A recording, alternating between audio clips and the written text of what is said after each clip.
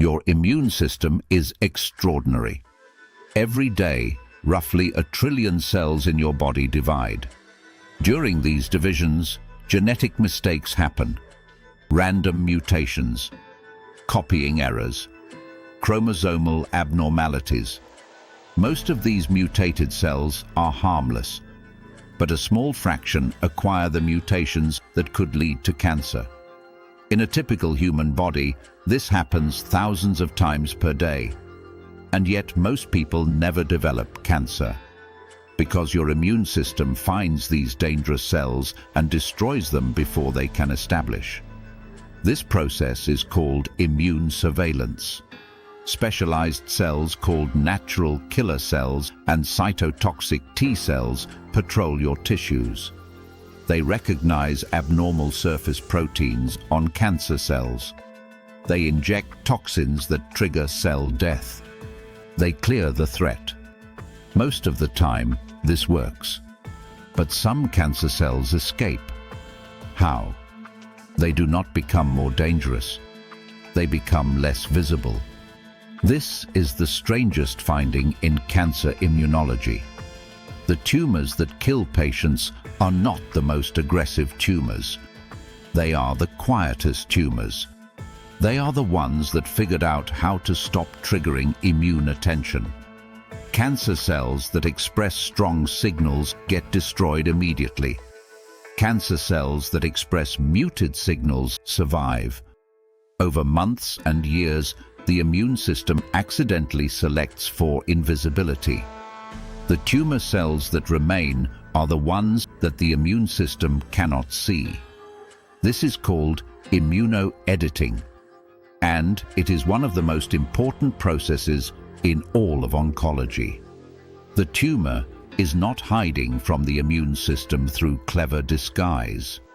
The tumor is being sculpted by the immune system into an invisible form. Every immune attack removes the visible cells. The invisible cells remain. Generation after generation, the surviving tumor becomes less and less detectable, until eventually the patient has a fully established cancer that their immune system does not recognize as foreign. The tumor has achieved immune evasion. Now, here is why this matters for how we think about markets, regulation, and competitive dynamics. The same process happens in every system where a surveillance mechanism tries to detect and eliminate threats. Regulatory systems are immune systems for markets. Antitrust authorities are the cytotoxic T cells of the economy. Compliance officers are the natural killer cells of the financial system. Their job is to identify aggressive behavior and shut it down before it can dominate. And just like in cancer biology, the companies that get shut down are the ones that express strong signals. The obviously aggressive monopolist, the blatantly manipulative hedge fund, the openly abusive platform. These trigger immediate regulatory attention and face sanctions. But the companies that survive decades of dominance are not the most aggressive. They are the quietest. They have learned to operate in ways that do not trigger regulatory surveillance. Consider the evolution of large technology platforms over the past 20 years. Early internet companies that tried to establish monopolies through obvious anti-competitive behavior were quickly targeted by regulators. Microsoft in the 1990s with its browser bundling, Intel with its processor rebates. These companies expressed strong signals. Regulators attacked them. The newer dominant platforms learned. They did not bundle competitive products into their operating systems. They did not offer explicit rebates for exclusivity. Instead, they built infrastructure that everyone needed. They provided services that regulators could not easily classify as anti-competitive. They developed business models that looked like consumer benefit from the outside while creating structural lock-in from the inside. They achieved immune evasion. The monopoly is still there, The competitive dynamics are still distorted, but the signals have been muted to the point where regulators cannot easily recognize what is happening. This is immunoediting applied to corporate strategy, and it produces companies that dominate for decades while facing minimal regulatory interference. Now apply the same lens to hedge funds and trading strategies. The obvious strategies get arbitraged away. If everyone can see a strategy making money, everyone piles in. The alpha disappears. Or worse, regulators identify the strategy as market manipulation and shut it down. The strategies that persist are the quiet ones. They do not produce spectacular returns that attract attention. They produce steady returns that look boring. They are built on information asymmetries that take years to develop. They operate in instruments that regulators do not closely monitor. They survive because they have achieved signal silence.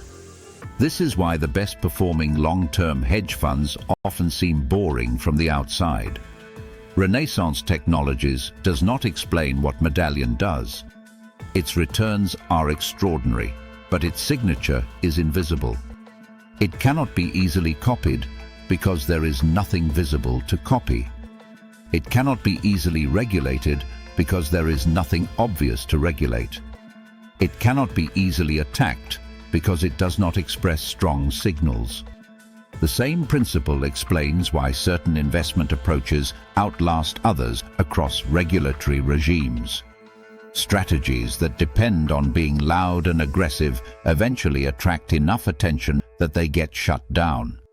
Strategies that operate below the threshold of surveillance persist across decades. Now here is the contrarian investment insight. When you analyze a company's competitive moat, you are often looking at the wrong signals. Traditional moat analysis looks for high market share, strong brand, pricing power, network effects. These are loud signals. Regulators see them. Competitors see them. Activists see them. A better analysis asks a different question.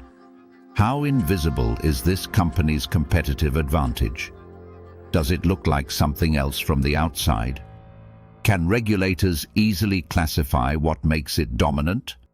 Can competitors easily identify what they would need to replicate? Companies with invisible moats are systematically undervalued because investors, like immune systems, respond to visible signals. They overvalue companies with obvious competitive advantages. They undervalue companies whose advantages do not register as advantages in conventional analysis. The mathematical signature of an immune-evasive company is this: revenue grows steadily but unspectacularly. Margins improve slowly over many years. Market share is moderate but persistent. Regulatory filings do not mention the company frequently. Competitors do not cite it as a threat in their own filings. Industry analysts rate it as ordinary. And yet, year after year, it extracts disproportionate economic value from its market position. This is the quiet dominator, the cancer that has edited itself into invisibility, the company that has edited itself past regulatory threshold, the strategy that has edited itself out of the spotlight. They share a mathematical form: low amplitude signals, high persistence outcomes.